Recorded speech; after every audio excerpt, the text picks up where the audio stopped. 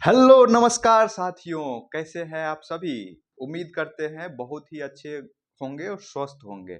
और आपका बीपीएससी एईडीओ का जो एग्जाम है वो आपके आशा पे खरा उतरा होगा, क्योंकि आप जान रहे हैं बीपीएससी एईडीओ के एग्जाम में करीब 9.5 लाख कैंडिडेट ने फॉर्म फिलअप किया था। लेकिन ये एक नंबर था। एग्जाम देने वाले की जो संख्या है वो 55% यानी कह सकते हैं कि 5 लाख के आसपास स्टूडेंट ही इस एग्जाम में अपियर किया। उसका मेन कारण था कि 3 एग्जाम का एक साथ होना, और बहुत सारे स्टूडेंट आप जानते हैं दिल्ली में रहते हैं, जो बिहार के जो एईडीओ के एग्जाम है उसका तैयारी करने के लिए फॉर्म फिलअप कर दिए थे। लेकिन जब ये 3 दिन के एग्जाम और कम सीट और एक ही एग्जाम में पास करने की जो बात थी, तो इसलिए बहुत सारे स्टूडेंट ने इसको स्किप कर दिया। क्योंकि आप जान रहे हैं अभी यूपीएससी का प्रीलिम्स का भी टाइम आ गया है, तो जो सीरियस कैंडिडेट यूपीएससी को लेकर के थे वो इस एग्जाम में अपियर नहीं हो पाए। और नहीं हो पाए तो वैसे स्टूडेंट के लिए बहुत बड़ा खुशखबरी है जो सिर्फ एईडीओ के एग्जाम को लेकर बहुत ज़्यादा सीरियस थे या फिर अन्य एग्जाम को लेकर भी सीरियस थे और इस पैटर्न पे अपनी तैयारी कर रहे थे। दोस्तों, आज इस वीडियो हम जानने की कोशिश करेंगे कि क्या हो सकता है एईडीओ का एक साइंटिफिक जो कटअप है। और ये कटअप यूं ही नहीं बनाया गया है। बहुत सारे हमारे दोस्त हैं जो यूपी पीसीएस मेंस लिख चुके हैं या बीपीएससी 70 इंटरव्यू दे दिए हैं या फिर यूपीएससी का इंटरव्यू दे दिए, वो सब भी इस एग्जाम में अपियर हुए। उनका कितना स्कोर आ रहा है उस हिसाब पे, और साथ ही हमने टेलीग्राम चैनल पे सर्वे करवाया है कि आपका कितना स्कोर आ रहा है, उस हिसाब पे ये कटअप तैयार किया गया है। ऐसे नहीं कि फर्स्ट दिन एग्जाम हुआ और पेपर लिए आगे उठ के बना दिए क्वेश्चन टफ था तो चलिए इतना कटअप आएगा। ये एक साइंटिफिक अप्रोच के तरीके से कटअप बनाया गया है। उस हिसाब पे अगर देखें तो हमारे हिसाब से जो बीपीएससी, क्योंकि जो बहुत बड़ा धुरंधर है जीएस में या फिर जो मैथ है, रीजनिंग है, उसमें धुरंधर है, उनका भी 120 से पार जाना मुश्किल हो पा रहा है।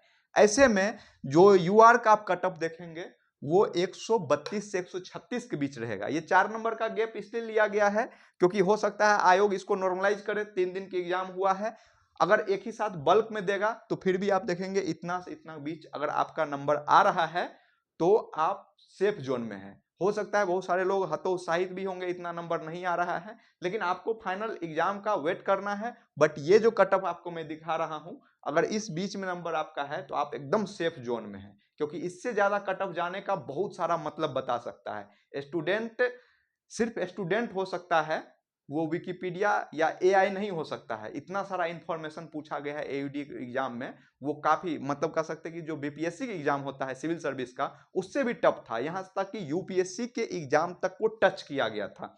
सिर्फ क्वेश्चन की मैं बात नहीं कर रहा हूं, क्वेश्चन कोई अगर इजी है तो उसका ऑप्शन इतना टफ बना दिया है कि स्टूडेंट अगर जो सोचे वो ऑप्शन में मिल जाए। तो ऐसे में उस हिसाब पे अगर ये कटअप देखा जाए तो यूआर कटअप 132 से 136 जा सकता है। अब बहुत सारे लोग 145-46 भी बता रहे हैं, लेकिन वो यूं ही बता रहे हैं।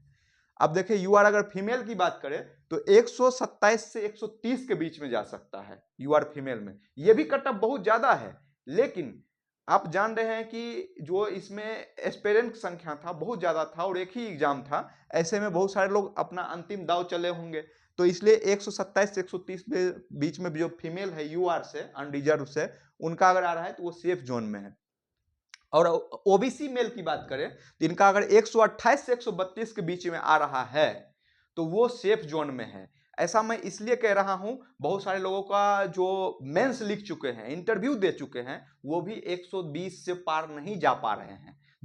मैं दोनों क्वेश्चन की बात कर रहा हूं, निगेटिव काट के बात कर रहा हूं। जैसे कि आप जान रहे हैं 100 नंबर का जीएस था और 100 नंबर का आपका एप्टीट्यूड पेपर था जिसमें मैथ और रीजनिंग दोनों था। तो वैसे में 200 क्वेश्चन हो गए। 200 क्वेश्चन में 1/3 अगर निगेटिव काट के इतना नंबर आ पा रहा है तो आप सेफ जोन में है। वही ओबीसी फीमेल की बात करेंगे तो 124 से 128 के बीच में अगर आ रहा है तो आप सेफ जोन में है। और ईडब्ल्यूएस मेल की बात करेंगे तो 126 से 129 के बीच में अगर आ रहा है तो आप सेफ जोन में है। और फीमेल की बात करेंगे तो 122 से 126 के बीच में आ रहा है तो वो सेफ जोन में है, उनका एग्जाम निकल सकता है।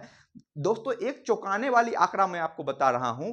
ये जो 5 लाख लोग करीब एग्जाम दिए हैं एईडीओ का, उनमें से आप देखेंगे 70% लोग अगर बीपीएससी ये आंकड़ा जारी करता है तो मैं आप मिला लीजिएगा 70% लोग लैंग्वेज पेपर में फेल करेंगे, उनका जीएस पेपर चेक ही नहीं होगा। ऐसा मैं इसलिए कह रहा हूं कि 1/3 नेगेटिव था और 30 नंबर में से 9 क्वेश्चन पॉजिटिव आपको इंग्लिश में सही करना था और हिंदी में 70 में से 30 पॉजिटिवली सही करना था। फिर भी चलिए हिंदी तो लोग पार कर लेगा बेड़ा, लेकिन इंग्लिश टफ हो जाता है। ऐसे में आप देखेंगे 70% लोग, ये दोस्तों ऐसा डेटा दे रहा हूं जो आपको कहीं नहीं मिलने वाला है, 70% लोग आपको लैंग्वेज पेपर में फेल होता हुआ दिखाई देगा।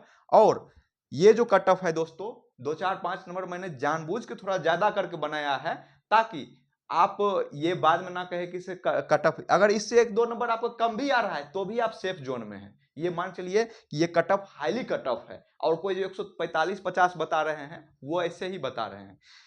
और एससी की बात करें तो 120 से 122 के बीच में आ रहा है एससी कैंडिडेट, तो उनका हो सकता है। और एसटी की बात करें तो 118 से 120 के बीच में। अब सोचेंगे कि एसटी 118 से 120 के बीच में क्यों आ सकता है, तो दोस्तों आप जानिए, जब से बिहार में शिक्षा का जो प्रभाव है बढ़ा है तो एसटी कम्युनिटी के लोग भी अब पढ़ाई बहुत अच्छे से कर रहे हैं, जो कि अच्छी बात है। और आप पिछले एग्जाम में भी, कई सारे एग्जाम में भी देखेंगे होंगे कि एसटी का भी कट ऑफ कम नहीं रह रहा है, एससी का भी कट ऑफ कम नहीं रह रहा है। तो उस हिसाब से देखें तो 118 से 120 में एससी एसटी का अगर आ रहा है तो आपका एग्जाम निकल रहा है। और दोस्तों इस तथ्य पे पूरी तरीके से आप विश्वास कर सकते हैं। साथ ही मेरे चैनल को लाइक कर लीजिए, सब्सक्राइब कर दीजिए, और चाहते हैं कि इस अनुभव को और भी ज्यादा इंप्रूव करे, और भी ज्यादा इंप्रूव करे, तो आप हमारे टेलीग्राम चैनल को ज्वाइन कीजिए और वहां पे कितना नंबर आपका आ रहा है वहां पे वोट कीजिए, ताकि हम आपको एक साइंटिफिक तरीके से फिर से बता सके कि हाँ भाई ये जो बात हमने बताया वो कितना सही था और कितना अनुमानित था।